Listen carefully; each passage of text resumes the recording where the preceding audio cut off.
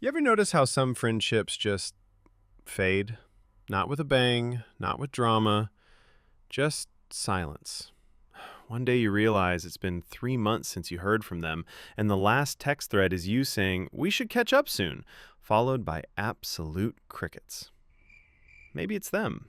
Maybe, and here's the uncomfortable part, maybe it's you.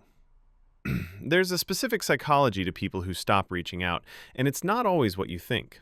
It's not laziness. It's not that they don't care. Sometimes it's deeper, stranger, and way more human than we give it credit for. So let's pull back the curtain on what's really happening when someone goes quiet, when the texts dry up, when the invitations stop coming. Because once you understand the psychology, you might see yourself, or someone you love, in a completely different light. First, there's the exhausted empath. Picture this: someone who spent years being the glue in every relationship. The one who remembers birthdays, initiates plans, asks how you're doing, texts first, follows up, checks in.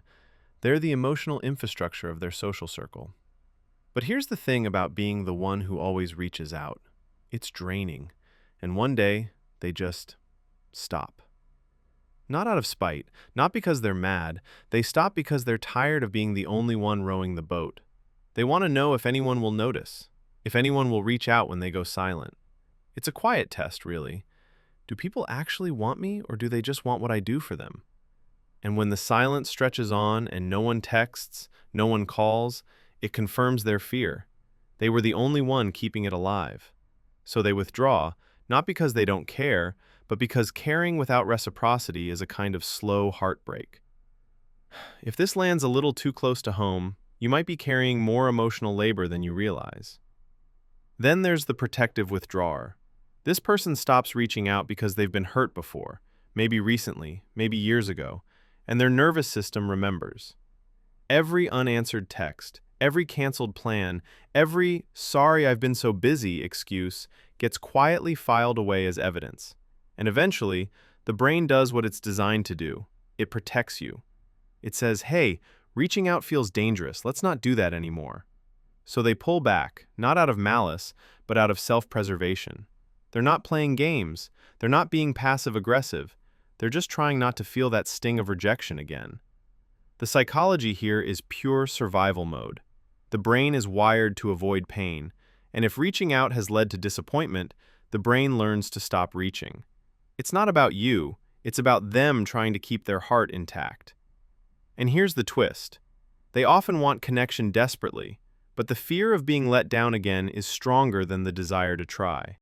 But here's where it gets interesting. There's another type, the clarity seeker. This person stops reaching out because they've had a shift. Maybe they've been in therapy. Maybe they read something that clicked.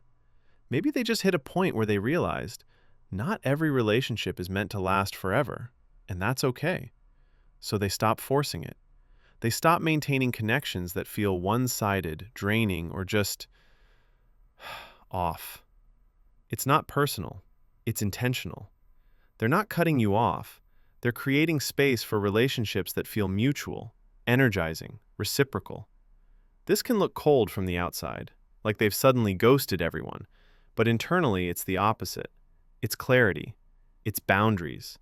It's them finally honoring their energy and their time. And honestly, it's kind of healthy.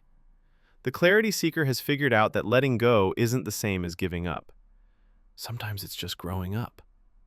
And then, this one's sneaky. There's the invisible struggler.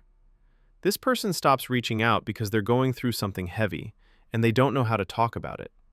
Depression, burnout, grief, anxiety, life falling apart behind closed doors.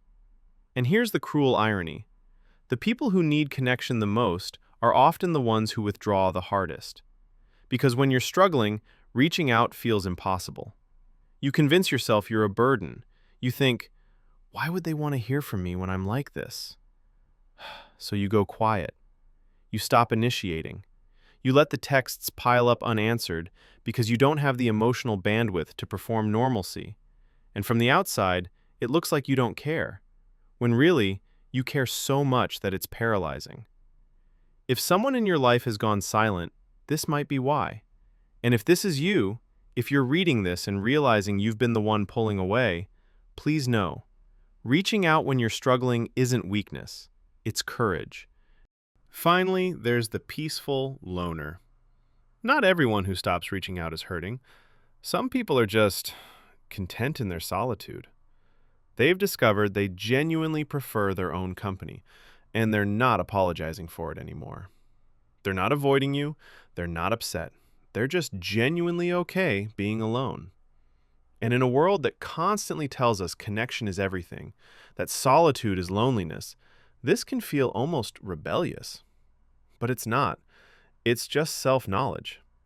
The peaceful loner has figured out that not reaching out doesn't mean they don't value you. It means they value themselves enough to honor their need for space. And there's something quietly powerful in that. So here's the question. Which one are you? Or maybe you're a little bit of all of them, depending on the season of life you're in. Maybe you've been the exhausted empath who turned into a protective withdrawer. Maybe you're the clarity seeker learning to let go, or the invisible struggler who needs someone to reach out first for once. The truth is, people stop reaching out for 1,000 different reasons, and most of them have nothing to do with you. But if you're the one who's gone quiet, if you recognize yourself in any of this, maybe it's time to ask, is this withdrawal protecting me, or is it isolating me? And if someone in your life has pulled away, maybe the kindest thing you can do is reach out, not with judgment, not with expectation, just with presence. Because sometimes the people who stop reaching out are the ones waiting to be reached. How does this land for you? Which type fits your story? Drop it in the comments. I'm genuinely curious. And hey, if this hit home, you're probably not alone. Subscribe if you want more deep dives into the psychology of being human, because we're just getting started.